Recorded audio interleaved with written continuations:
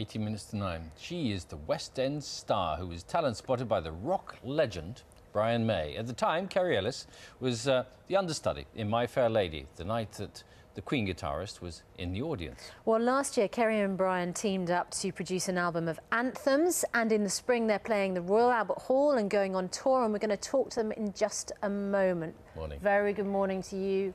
First, let's have a quick look at them performing I'm Not That Girl from the musical Wicked.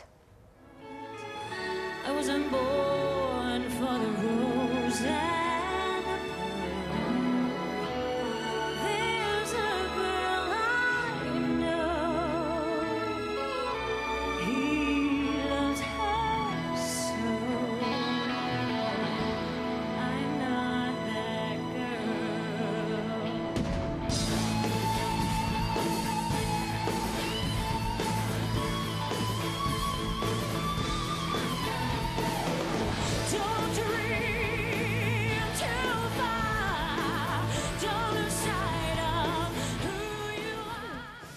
And here they are now, slightly more demurely dressed. I thought it was too early for that, really. Yes, talk about the glitter of show business, but there we are. I do love a sequin, though. All my outfits have usually got some kind of sequin or sparkle. So when you go on tour and when you appear at the Royal Albert Hall, is that getting another outing? Or...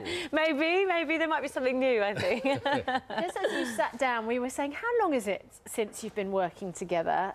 And you sort of were casting your minds back. It is almost a decade, isn't it? It will be coming up for it, yeah, since we met. Yeah, we've been working on the album a very long time, but I met Kerry, as you said there, you know, when she was understudying in a West End show, and she created one of the roles in our show about 9 years ago now. It's such a great showbiz story, because this is sort of the showbiz legend in a way. You know, you're understudying in a West End show, and then you're performing, and you get, well, you were spotted by other people, but this guy then finds you and helps make you an even bigger star.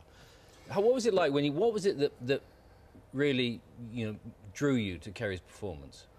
It's the voice, really. You just don't come across a voice like that, really. You know, I've been very lucky in my life, and I've worked with Freddie and Paul Rodgers recently, you know, two of the greatest rock voices. But you don't come across a voice like Kerry's in, you know, more than once in a lifetime, really. You know, that's and it, you were really. Sat there and you were sort of transfixed by when you were sitting in the audience? Or? Yeah, certain things just get you, yeah. And she has a way of communicating as well. She has a way of interpreting. She's a chanteuse, you know. And everybody needs a great song, and every great song needs a great singer. And that's what I needed, really. That's what otherwise, how would I do my craft? You know, I can work on great arrangements and guitar playing, and if you don't have the right singer, you're wasting your time. And so, meanwhile, Kerry, you're understudy for Marty McCutcheon at a time of some horrible sore throats for her. So you're actually on stage probably more than you'd anticipated, weren't you, at that time? I was, yeah. I mean, it was my first West End show, and we actually started at the National. So to be thrown on at, you know, just leaving drama college, to be thrown on and be playing that role opposite Jonathan Pryce, and, you know, was mad. And then to know that Brian May sat in the audience and then asking me to audition for his show that he's putting on, it was just, it's been a whirlwind, really. And then 10 years later, here we are. You're selling out the Royal Albert Hall. Yeah, in about 24 hours, I think it was. It really was amazing. It was crazy. Yeah. Well, let's have a sample of sort of thing you might expect. Here you are performing at Proms in the Park, and this is Anthem from Chess. She is the constant. We who don't care, and you wonder will I leave her, but how?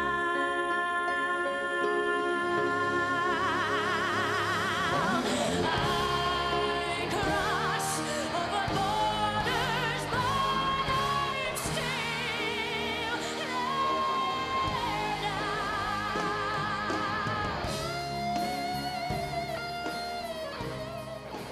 So when you were at the Royal Albert Hall, because you as you say, you saw the... We haven't seen this. No, that was in the park, actually. That's Proms in the Park. Yeah. Yes, we did do the Albert Hall, though. Yeah, but why were you seemed a bit blown away by that performance just then watching we haven't really seen it, have we? No, it's we interesting to see it on a big screen. Yeah, we don't get... I mean, you know, you kind of do the event and then, you know, it's kind of filmed and everything, but then you're moving on to the next thing, which was the Albert Hall, so, you know, we haven't seen it, so it's nice to see it. You do tend to move on, really, because Sorry. Well, if you dwell on it, you know, you can't do anything about it. So there's a tendency not to want to watch things you've just done, you know. There are no half measures with your performances, are there? There's never the quiet moment. It is full on. But there must be extraordinary strength to your voice to be able to do one number after another with such vocal volume. Well, especially with a very loud guitar next to you, you know, it's what I do. It's what I've always done, and I've been lucky enough to have Brian, you know, help produce an album for me that's you know, showcased my voice in such a way. And what's great about the Albert Hall coming up and the tour is that we get to perform it live, and we get to do it all live, and it'll be the first time. And yeah, I'm really looking forward to it. I want to ask you about the internet, because you were saying you don't like to look back, or you don't necessarily have the time to look back at what you're doing. Of course, the internet now means that so many people comment on what you do. Do you have a look at that? Because you're a great blogger, aren't you, Brian? You do sort of do the social media thing. Yeah, and everybody's got a mobile phone, which is a video camera as well, you know, so nothing is private anymore. It has changed things very much. Yeah, I tend to be much more aware of what's going on out there than I used to be, definitely. But do you look at reactions to shows, to performances? Not really, to be honest, no, because if you read it all, you go nuts, really.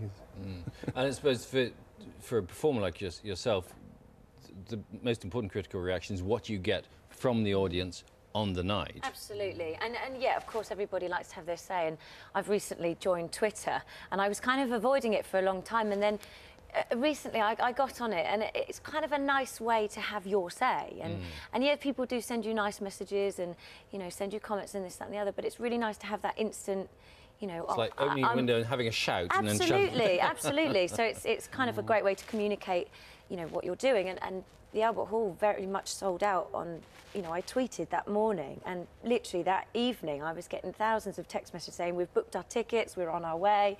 So it's a great way of kind of seeing what's happening. Yeah. We put a second show on at the Albert Hall, so there will be some tickets for the afternoon show. And then we're off on tour, as you know, around the UK. And the tour, presumably you can still get tickets for the tour. Yeah, literally, I think it's gone on sale today, I think. So we start off in Liverpool. Right, I was just looking at the list. Here you go. Liverpool, Newcastle, Sheffield, Nottingham, Birmingham, Edinburgh, etc., etc., etc. Yeah. Thank you very much. Yeah, from Glasgow to Southampton. Yeah. It's nice. It's a real tour. It's great. I mean, it's something we've been building towards for a long time, but finally we're there. It'll be great. And it's concert halls. All right. And it'll be the real thing. Good. Okay. Brilliant. Well, great to see you both. Thank you so much. Good luck at the Albert Hall for coming too. in. Thank you very much. Thank you.